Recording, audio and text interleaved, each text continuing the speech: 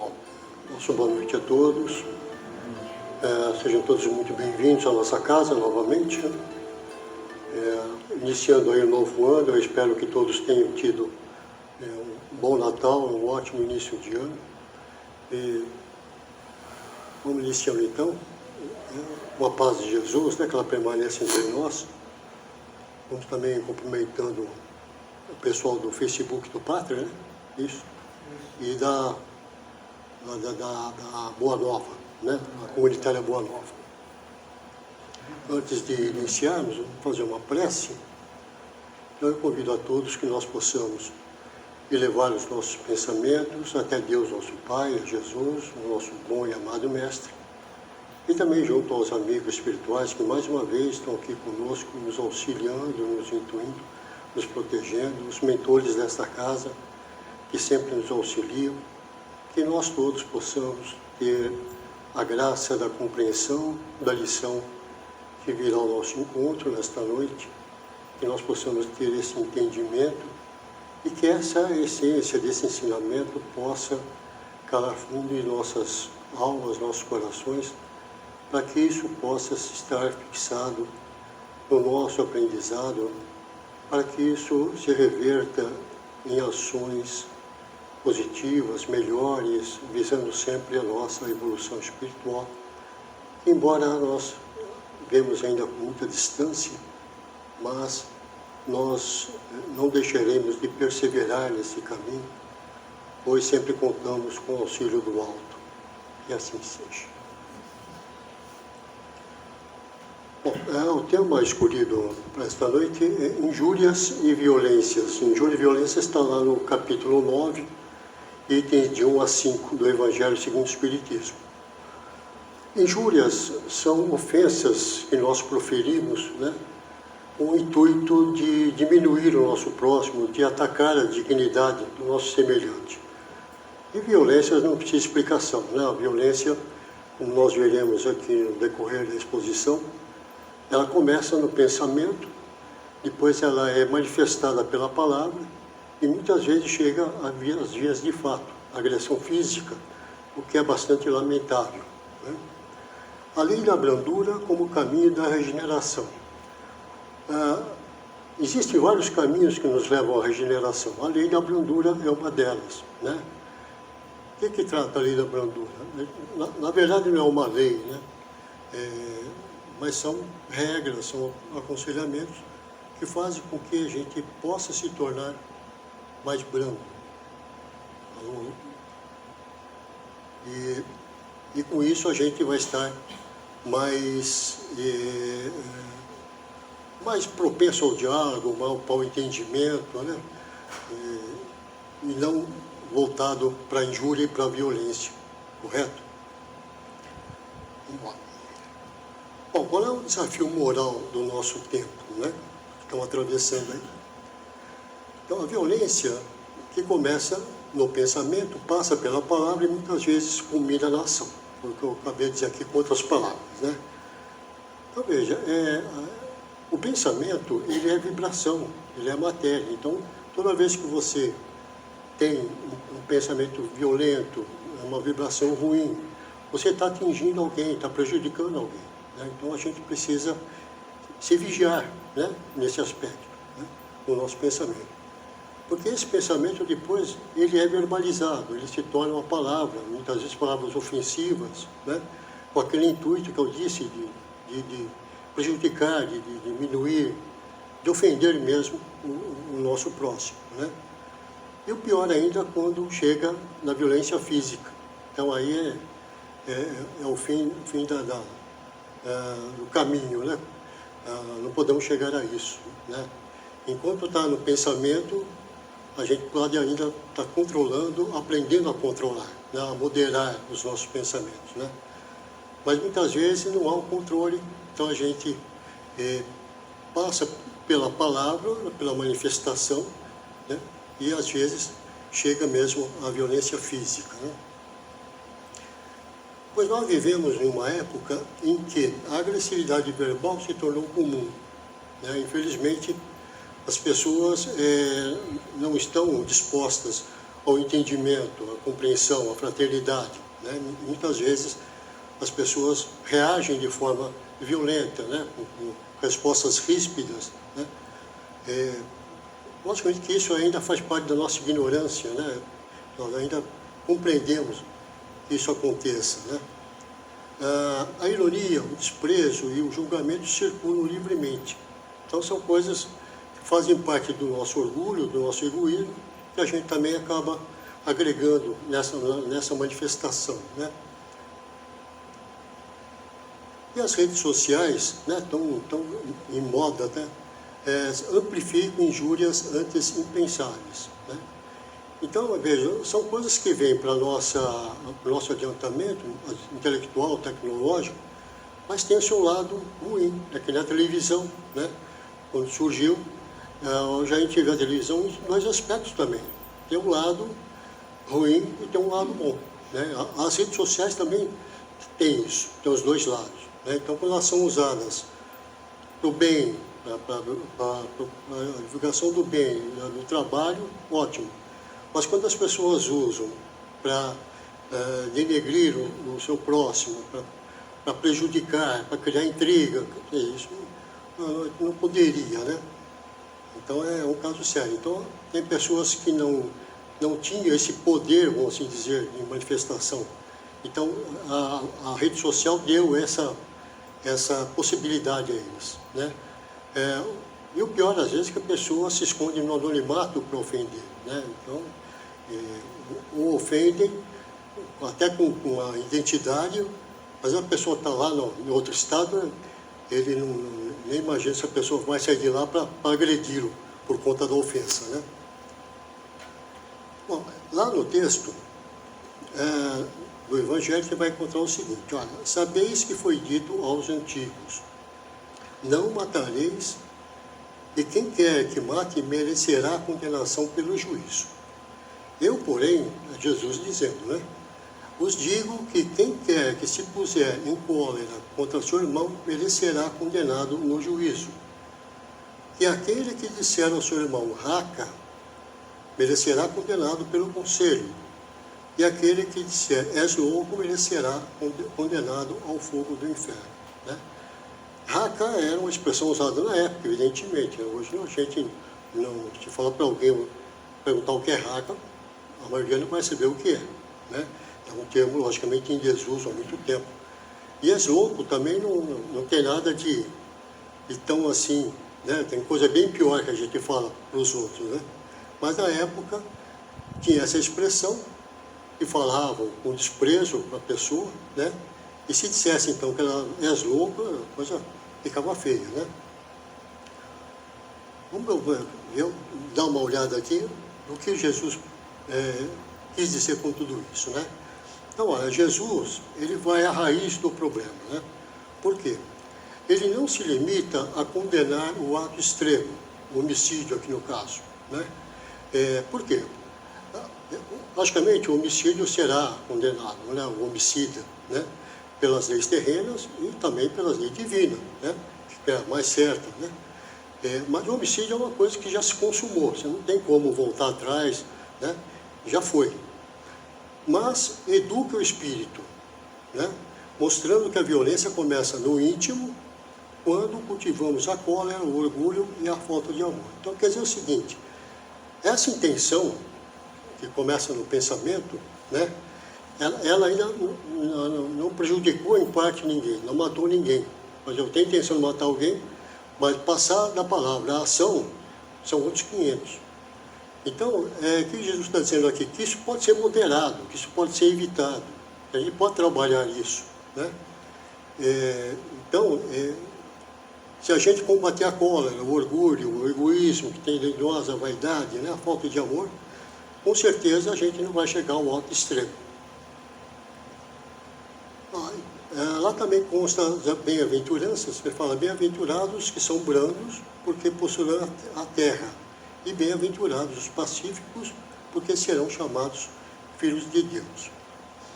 Então, Jesus proclama aí duas bem-aventuranças que é colocado como fundamental, né?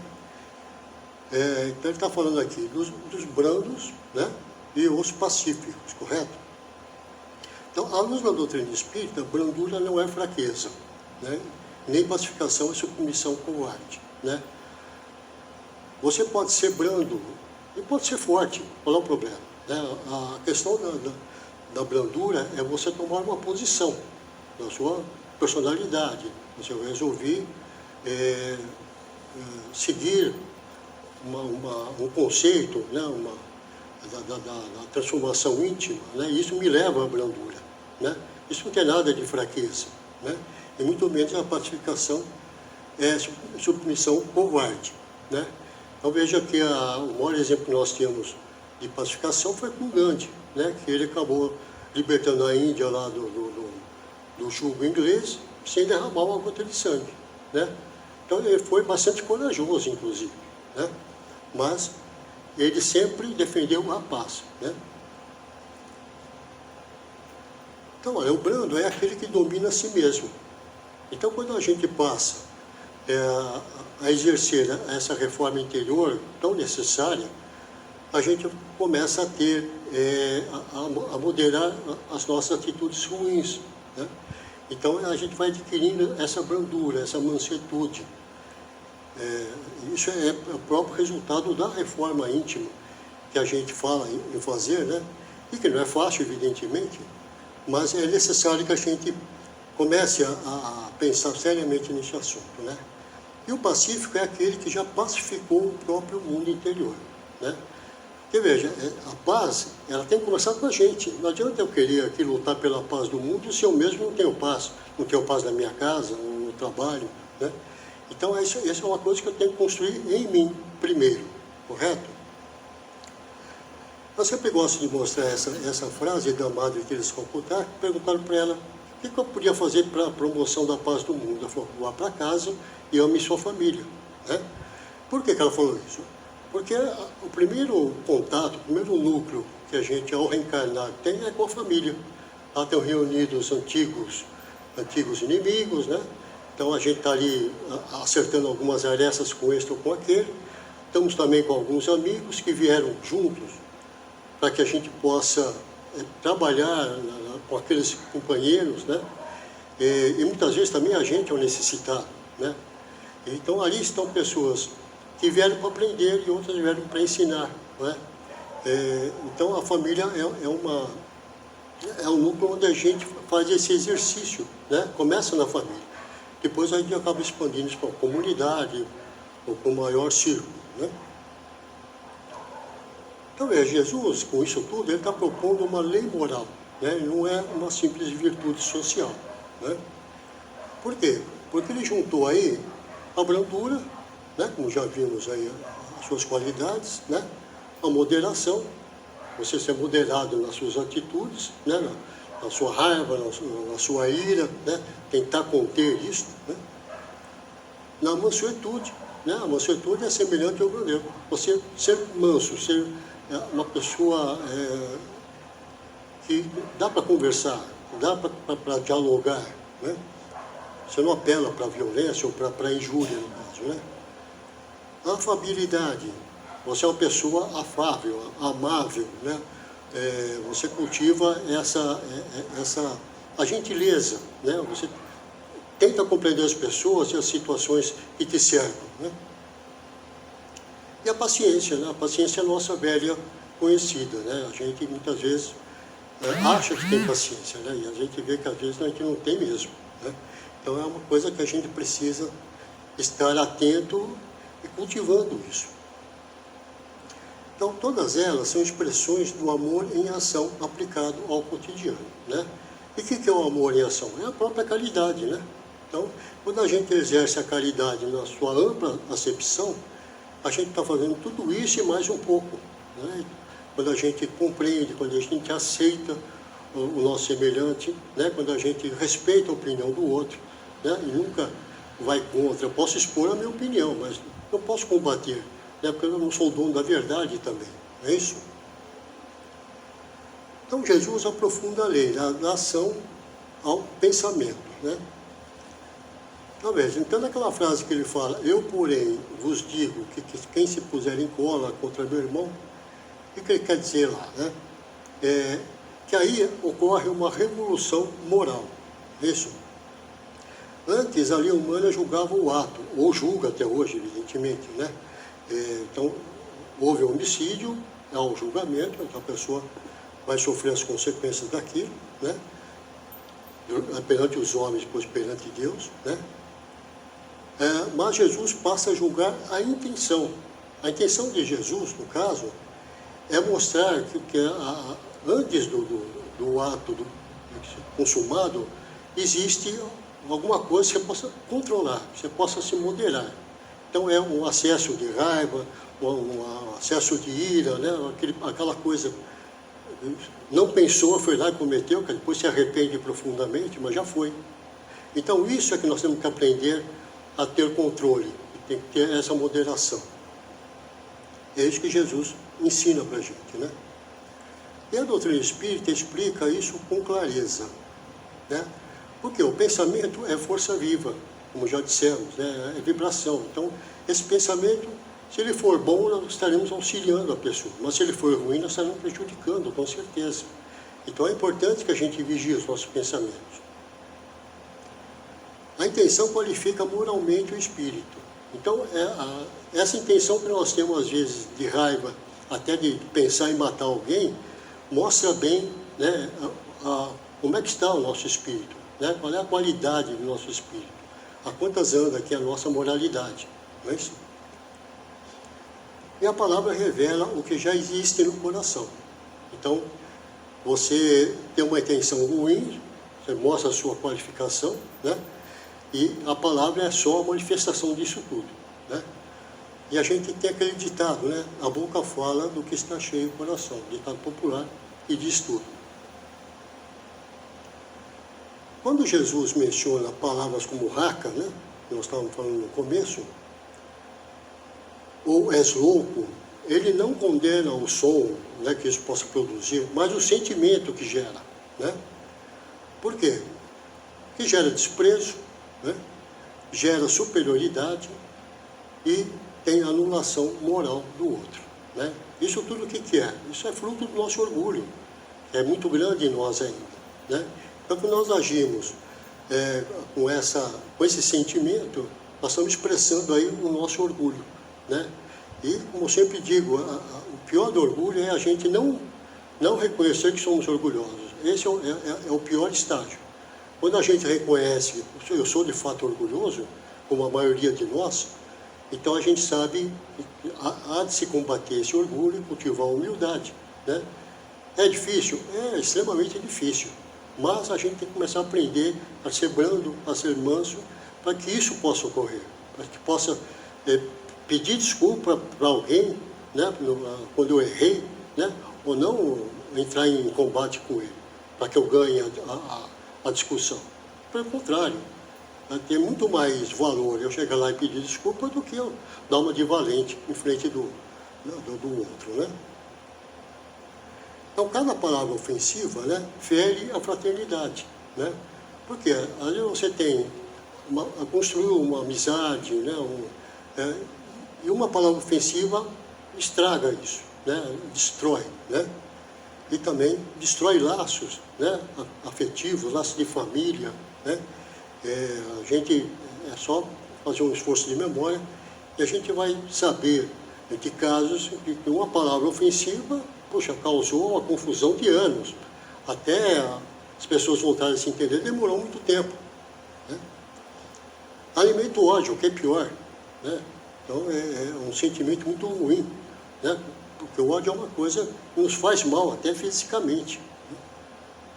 Atrasa o progresso espiritual, com certeza, né? Então a gente para aí né? A gente estava tentando evoluir, tudo isso aí acaba estagnando a nossa evolução espiritual, né? Então Kardec, lá no texto, ele pergunta, né, em que pode uma simples palavra revestir-se de tanta gravidade, né? E nós temos, olha, a resposta é profunda. Por quê?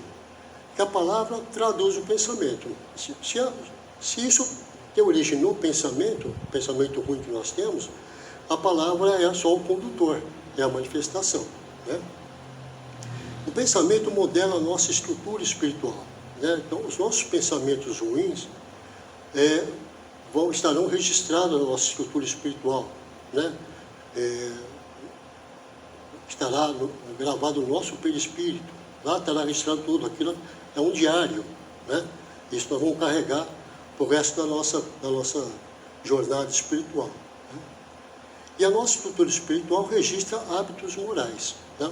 Então, quando esse pensamento ele for bom, estará registrado também os bons pensamentos, as boas atitudes. E também, esses hábitos morais, se forem bons, né, ele estará lá registrado. Se forem maus, também estará. E nós vamos responder por isso uma hora, né? Porque é prejuízo para a nossa estrutura espiritual. Então, assim, a injúria não é algo leve, né? Muitas vezes a pessoa acha que isso não é nada, mas é bem grave, né? Porque ela fixa no espírito tendências inferiores. Então, quando eu apelo para a injúria ou para a violência, eu estou mostrando a minha tendência inferior, o quanto que eu sou inferior ainda, né? Não estou fazendo nada para melhorar essa condição, né? É uma ignorância bárbara, né? Cria débitos morais, com certeza, são compromissos que a gente vai depois de responder, né?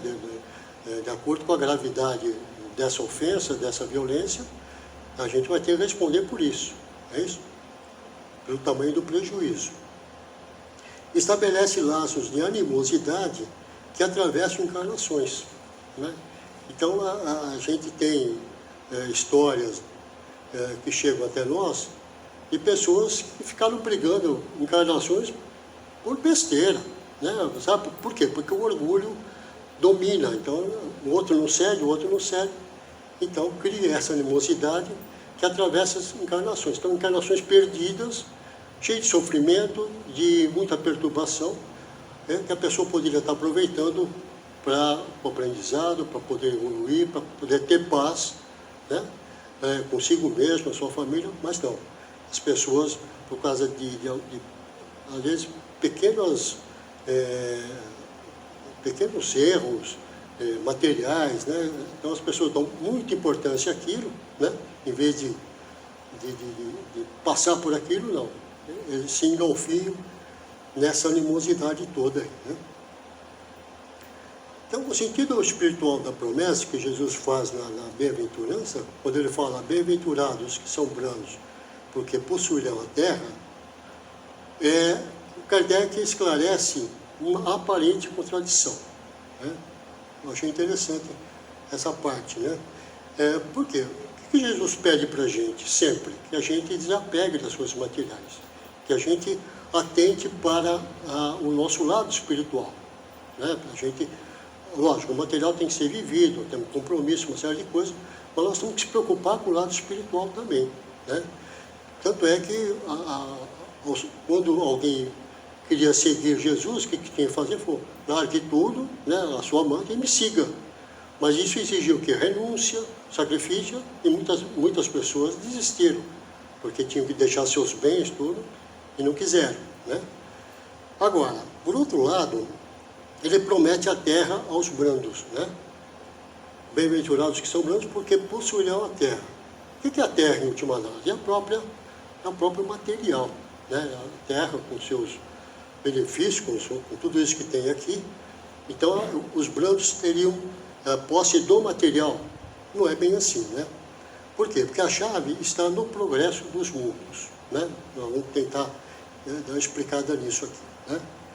Então, veja, atualmente a Terra ainda é marcada pelo domínio do forte sobre o fraco, né? Infelizmente ainda nós sofremos por isso, né? Do violento sobre o pacífico, né? Existem muito mais pessoas violentas do que pacíficas, e há uma agressão nesse sentido, mas isso não é definitivo, né? Nós sabemos que é temporário, que basta analisar a própria Terra, ela se encontrava no mundo primitivo, e ela evoluiu para o mundo de provas e expiações, e nós já estamos em transição para o mundo em regeneração. E tudo isso é progresso. A coisa está acontecendo de fato, né? É só analisar como é que era a vida há 500 anos atrás, há 400 ou 300 anos atrás, era muito mais difícil, né? Então, hoje, apesar de tudo, a gente vive melhor, né? Por quê? Por causa da tecnologia, que andou muito depressa, né? E é uma coisa que parece que não tem fim, né? A própria parte intelectual que vem instruir a gente. Então, veja, essa questão do forte sobre o fraco, do violento sobre o pacífico é temporário, né? Ela há de passar com certeza, nós temos certeza disso. Então, a promessa de Jesus, ela passa a ser coletiva, é para todos nós, e é progressiva, né? Ela mostra o progresso, né? Então, quando é que isso vai acontecer? Né? Quando a humanidade viver a lei do amor. Quando o egoísmo for superado ao lado do orgulho, né? E quando a violência moral for extinta, né? Logicamente que essas três frases aqui, para acontecer, vai demorar bastante, né? Isso só poderá acontecer, se acontecer, nós estaríamos no mundo ditoso, ou seja, no mundo feliz. Só que antes do mundo feliz, nós temos um mundo em regeneração. Nós temos que ainda passar por esse mundo em regeneração para merecer esse mundo feliz, né? Então, veja, para permanecer nesse mundo em regeneração, nós temos ainda muito que lutar, muito que aprender, que dirá chegar no mundo ditoso. Mas tudo é processo, né? Ninguém sobe uma escada de 10 em 10 degraus. A gente vai um por um, não é isso? E aqui é a mesma coisa, certo? Agora, a gente pode acelerar isso, né? Se eu, a cada encarnação, tiver consciência que eu preciso dessa melhoria para mim, né? Porque com isso eu tenho paz, eu tenho alegria, né? Eu tenho harmonia. Então, é uma coisa que todo mundo busca. Eu não acho que ninguém levanta de manhã, hoje eu quero arrumar uma briga lá na fábrica. Isso não existe, né? A não ser que o cara já acorde perturbado, diferente. Mas 99% dos casos não, a pessoa sai para trabalhar, às vezes a encrenca está lá, né? Vai depender de como ele vai enfrentar aquilo. Mas todo mundo quer tranquilidade, né? A gente busca isso, né? Aí, concluindo, gente, partindo para a conclusão, a gente tem que a brandura como sinal de maturidade espiritual. Então, como eu disse, a brandura é um dos caminhos que vai nos levar a essa regeneração, né?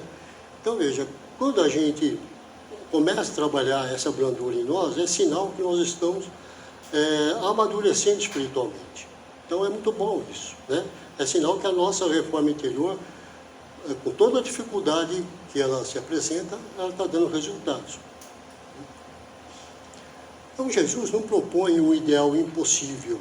Ele apresenta um retrato do Espírito em progresso. Então, veja, desde que nós fomos criados, esse ideal, nós temos esse ideal, né? Está longe lá, mas é o ideal. E Jesus diz que não é impossível. É difícil, mas não é impossível, né? Porque o próprio Jesus chegou, e muitos chegaram, e nós também chegaremos, né? Lógico que para a gente ainda falta caminhar um bom trecho, né? Então, ele apresenta o retrato do Espírito em progresso. Então, o Espírito está sempre progredindo. Então, por pior que seja a encarnação, sempre alguma coisa ficou que a gente aprendeu, né? Na pior das hipóteses, a gente estagnou, né? Que a gente não retrograda, a gente não vai para trás, né? A gente pode estagnar. Mas a gente sempre aprende alguma coisinha, né? E assim a gente vai, de encarnação em encarnação, despertando aqui, despertando ali, né? Até que a gente tenha maior condição e um melhor aprendizado, né? Mas tudo isso tem que haver um esforço nosso, evidentemente. Nada cai do céu, né? A brandura é força sob controle, sabe? Então, como tudo na reforma interior, são coisas que a gente tem que passar a controlar, né? Essas nossas atitudes ruins, a nossa raiva, o nosso egoísmo, essas coisas que a gente às vezes parece estar fora do nosso controle, nós temos que pegar e falar, não, para um pouquinho, tem que ser mais moderado, né? Não posso falar assim com a minha esposa, ou gritar assim com o meu filho, né? Tem que buscar o diálogo, a compreensão, né? Sempre. Lógico que às vezes há uma situação que sai, às vezes, né? Fica fora da curva, né? Mas é preciso a gente estar vigilante nesse sentido. É coragem moral, né? Então, é uma coisa que a gente tem que encarar de frente, né? Ser corajoso mesmo, né? Porque senão a gente não consegue. Né? Na primeira dificuldade a gente já desiste. É sinal de elevação, né? Então, quando a gente, como já vimos, a brandura, quando ela começa a ser conquistada, é sinal que nós estamos nos elevando espiritualmente, né? Então, cada vez que escolhermos o silêncio em vez da injúria, então, ao invés de eu ofender, se eu me calar, né? Eu escolher uma outra hora para conversar, porque às vezes o companheiro está com raiva, aquela coisa toda, uma discussão, porque se eu for trocar ofensa por ofensa, a gente vai ficar a noite inteira se ofendendo, isso não vai resolver nada, muito pelo contrário. Então, é melhor se calar, né? E se calar aqui exige humildade, né? É um exercício. O diálogo em vez da violência, né? Então, também, vai enfrentar alguém que está ali com violência, procura conversar, procura dialogar, esclarecer o que houve, né? Nós temos que partir para a compreensão. Não, nunca partir para a violência é o pior dos caminhos, né? E a paciência em vez da cólera, né? Então, outra vez, a paciência tem que também ser observada, né? É uma coisa que temos que cultivar e a gente tem que treinar isso nas pequenas ações, né? Porque quando eu tento ser paciente numa ação pequena, eu percebo que aquilo, se crescer, eu posso também aplicar nas grandes coisas. Mas aquilo é um exercício, sabe? Então, a gente tem que estar atento a cada segundo da nossa vida, nos acontecimentos, nos nossos atos, para que isso possa ocorrer, né? E não adianta nada, num momento de cólera, nem lembrar da paciência, já foi, né? Então eu tenho que estar atento a isso, né? Então veja, dessa maneira estamos colaborando com a transformação da Terra, é isso? Por quê? Porque nós somos co-criadores, né? Cada um de nós, se a gente faz tudo isso, com certeza a gente terá um mundo melhor, né? Infelizmente são poucos que pensam assim ainda, né? A grande maioria ainda está voltado para o material, para o violento, guerra, discussão política, então é um caso sério, né? E com a nossa própria libertação espiritual. Então, uma coisa está ligada à outra, né? Enquanto nós colaboramos, nós também progredimos espiritualmente, né? Vamos nos libertando dessas coisas materiais que prendem a gente ainda aqui. E para finalizar, uma frase para a gente refletir, né? O verdadeiro vencedor não é o que domina os outros, mas o que vence a si mesmo. Gente, ninguém domina ninguém. Ninguém vence ninguém, né? O que nós temos que combater é a nós mesmos, os nossos erros, né? É aquela história do homem velho, né? Vamos acabar com o homem velho que está dentro de nós e dar vazão a esse homem novo, renovado. É isso que temos que fazer, né? Então, aí sim nós seremos verdadeiros vencedores, porque nós estaremos cuidando desse aprimoramento tão necessário que nós precisamos fazer para o nosso adiantamento, para a nossa evolução, para que isso possa ocorrer de fato, tá certo? Bom, gente, era isso que eu tinha para hoje. Nós vamos então agora partir aqui para a segunda parte dos passes. Então eu peço que o salão permaneça em silêncio, por